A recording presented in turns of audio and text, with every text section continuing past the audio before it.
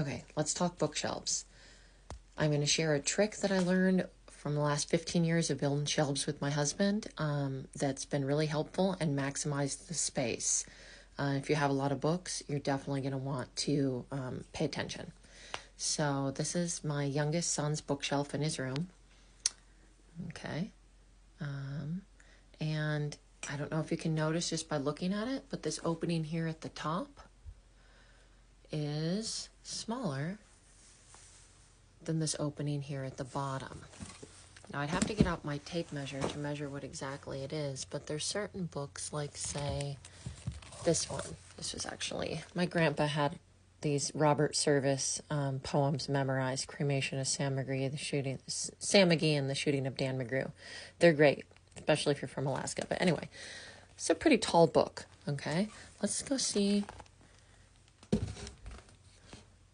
That's the difference, okay? The tall books like this go down here on the bottom, which is probably 14 inches space in there. And then they usually go up, so I might have 14, 12, 11, 10. And I mean, this one up at the top, I believe, is like 9 or 8. And so you see, if I had a book this size down here, look at how much wasted space that would be. Okay? That's not an efficient use of that space. Can't fit the bigger ones up here, so we have so many different size books, especially the bigger books. So I'm going to show you another shelf here in the hallway. This shelf is the same way. Hold on, let me turn the light on. Some of these books, these are some of the tallest books we have, and they're great. Like, I love this book, but like, this is not going to fit on any regular shelf. This thing is massive. I'm going to try and get just like a regular size book so you can see how big that book is. It is not going to fit on a shelf unless you build the shelf yourself. But if I were to put a book that was that size, that little one I just showed you, on this shelf, it would be a huge waste of space.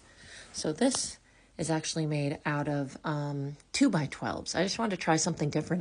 It looks very different than some of our other shelves. Most of our other shelves are boxes, and then we usually actually have it just flat along the bottom. This one I wanted to have legs. And it's just got a different look. So this one's 2x12, so it's heavy as heck. But as you see, as you go up, smaller, okay? So we've got, books these size. Up here, openings get a little bit bigger as we go down.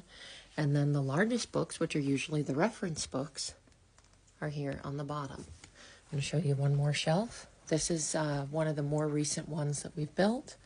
Let me grab this light right here. And this is the same. At the top, actually, I made this top part for like paperbacks. Okay. This one is actually, I believe these are 1x8s or 1x10s. We usually use 1x12s, but it's in this hallway area. And I just didn't want it to jut out any more than that. That's just kind of the room that we had. But as you go down, the openings get bigger. And this one, none of the openings are huge, but, it's big enough to fit the National Geographics and some of the bigger hardbacks. And then at the top, we have things like Magic Tree House and Harry Potter and the paperbacks. But this is one of the best tricks that I've learned so that you can efficiently use the space for your books in the best way possible. So we're going to be demonstrating this and building another shelf. My youngest son is actually moving down into my oldest son's former bedroom. He's gotten a little apartment and is moving out. And so we need to build a shelf down there for him because the shelf that we built for his room up here is a custom shelf and it's too wide for the space for a shelf. So we'll be building that this weekend. So if you want to see us doing the shelf thing, and get some more tips and tricks on how to do that, then tune in this weekend. I should have a video out by Sunday at the latest.